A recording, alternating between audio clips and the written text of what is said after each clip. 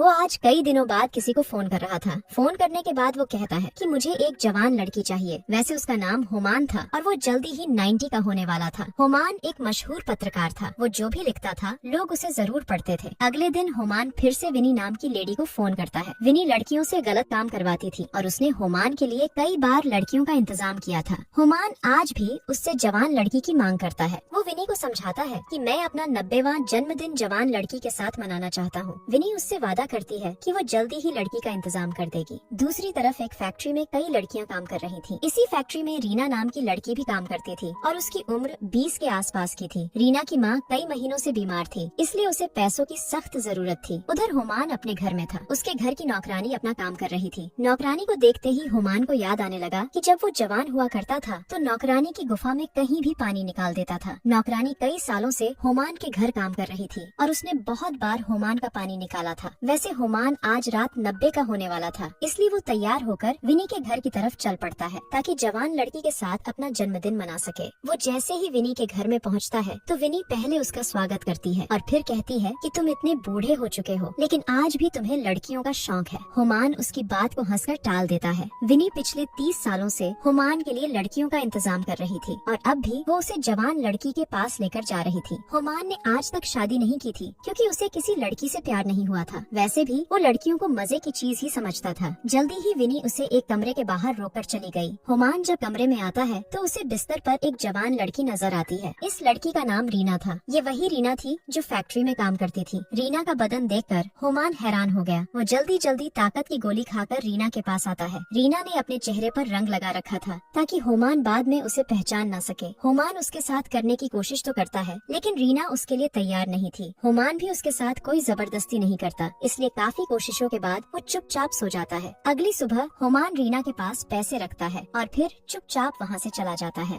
रीना को पैसों की सख्त जरूरत थी, इसीलिए वो यहाँ आई थी। कुछ देर बाद हुमान अपने ऑफिस में था। यहाँ उसके वर्कर उसे जन्मदिन की बधाई देते हैं। सभी ने केक का इंतजाम भी कर रखा था और केक काटने के बाद सभी पार्टी भी करते हैं। दूसरी तरफ रीना बाजार में घूम रही थी और इसी बीच हुमान भी बाहर निकल आता है। वो अपने घर की तरफ जा रहा था। रीना जैसे ही उसे देखती है तो वो पीछे ही रुक जाती है। पीछे रुककर वो ध्यान से उसे देखती है। हुमान को रास्ते में कुछ दोस्त मिल गए थे, इसलिए वो रुककर उनसे बातें करने लगा था। वो जिस तरह से बात कर रहा था उस चीज ने रीना का ध्यान खींच लिया था। कुछ देर बाद जैसे ही हुमान घर पहुंचता है तो उसे विनी का फोन आता है। विनी उसे बताती है कि कल जिस लड़की का इंतजाम किया था वो एक बार फिर तुमसे मिलना चाहती है। उसकी बात सुनकर हुमान हैरान हो गया। वो उस लड़की यानी रीना से मिलना नहीं चाहता था। उसे लगा कि रीना उसका मजाक उड़ाएगी क्योंकि वो उसके साथ कुछ नहीं कर पाया था, इसलिए वो रीना से मिलने से मना कर देता है। विनी उसे सोचने का समय देती है और फिर फोन काट देती है। अगले दिन हुमान जब बाहर घूम रहा था तो रीना उसे फिर से देख लेती है। वो एक बार फिर से उसका पीछा करने लगी क्योंकि उसे हुमान पसंद आने लगा था। काफी देर पीछा करने के बाद वो एक ब्रेसलेट उसके पास फेंककर भाग जाती है। कुछ ही देर बाद जब हुमान घर पहुंचता है तो उसे फिर से विनी का फोन आता है। विनी उससे पूछती है कि क्या तुम अब भी लड़की से मिलना नहीं चाहते। इस बार हुमान पहले कुछ सोचता है और फिर लड़की से मिलने के लिए तैयार हो जाता है। रात होते ही रीना हुमान के पास थी। हुमान उसके बदन को देखने लगता है जबकि रीना आराम से बिस्तर पर सो रही थी। रीना की मासूमियत ने हुमान का दिल जीत लिया था, इसलिए उसे रीना से प्यार हो गया था। हुमान इस बार भी उसके साथ कुछ नहीं करता बल्कि सुबह होते ही वहाँ से चला जाता है। वो जब घर आकर काम करने लगा तो उसे अपने आसपास रीना ही नजर आने लगती है। थोड़ी देर बाद विनी उसे फोन कर कहती है कि लड़की ने मुझे बताया कि तुमने उसके साथ कुछ भी नहीं किया। अगर तुम्हें वो पसंद नहीं तो मैं दूसरी लड़की का इंतजाम कर देती हूँ। हुमान उसे बताता है कि मुझे ये लड़की पसंद है और मैं जल्दी ही उसकी गुफा में धमाके करूंगा। रात होते ही हुमान फिर से रीना के पास पहुँच गया। वो पहले उसे एक कीमती तोहफा देता है और फिर उसके बदन की तारीफ कर चुपचाप सो जाता है।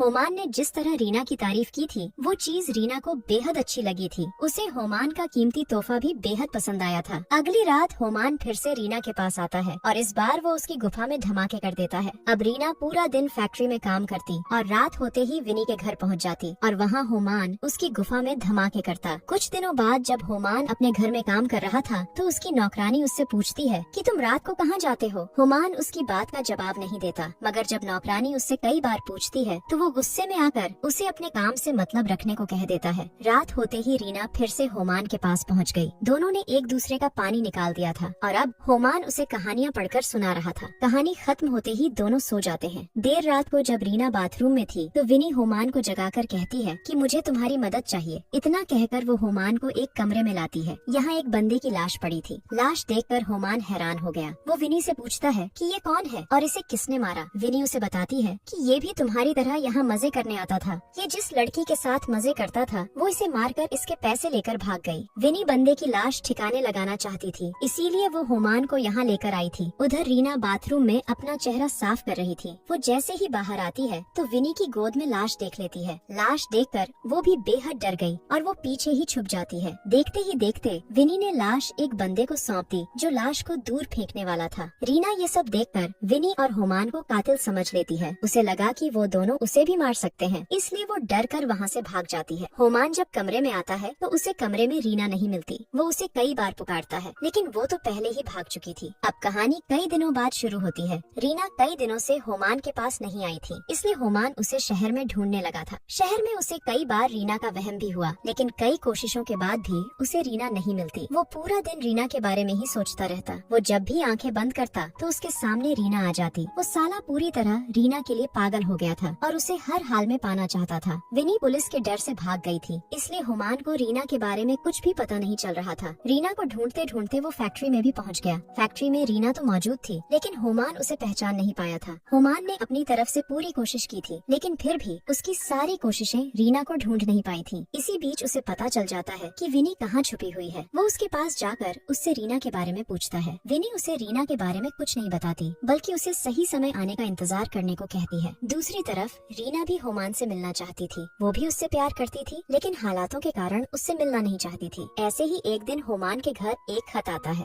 खत में उसे विनी के घर आने को कहा गया था। रात होते ही वो तैयार होकर विनी के उसी घर में पहुंच जाता है। यहाँ वो रीना से मिलता था। उसे पूरी उम्मीद थी कि आज वो रीना से मिलने वाला है, लेकिन जब बिस्तर पर वो कोई दूसरी लड़की देखता है तो साले का दिमाग खराब हो जाता है। वो गुस्से में आकर तोड़ फोड़ शुरू कर देता है और उसका शोर सुनकर विनी उसके पास आती है। वो पहले उसे रोकती है और फिर उसे बताती है कि रीना की माँ ने उसकी शादी कर डाली। विनी की बात सुनकर वो हैरान हो गया। वो भी रीना से शादी करना चाहता था, लेकिन शायद उसकी किस्मत में रीना नहीं थी। ऐसे ही एक दिन होमान बीच पर बैठा रीना को याद कर रहा था और इसी बीच एक लेडी उसके पास आती है। ये लेडी अभी अभी विधवा हुई थी और वो 70 के आसपास की थी। देखते ही देखते दोनों बातें करने लगे और बातों ही बातों में काफी करीब भी आ गए। होमान ने पूरी जिंदगी लड़कियों के साथ मजे किए थे, लेकिन अब वो मौत के करीब था, इसलिए अब वो किसी का प्यार पाना चाहता था। होमान को भले ही रीना नहीं मिली थी, लेकिन उसे एक ऐसी लेडी जरूर मिल गई थी जिसके साथ वो अपनी बची हुई जिंदगी खुशी खुशी बिता सकता था। इसी के साथ इस कहानी का यही अंत हो जाता है। हमारी वीडियो देखने के लिए बहुत बहुत धन्यवाद। अगर आप ऐसी ही वीडियोस के दीवाने हैं तो प्लीज मेरे चैनल को जरूर सब्सक्राइब करें। मिलते हैं अगली वीडियो में, तब तक के लिए नमस्कार।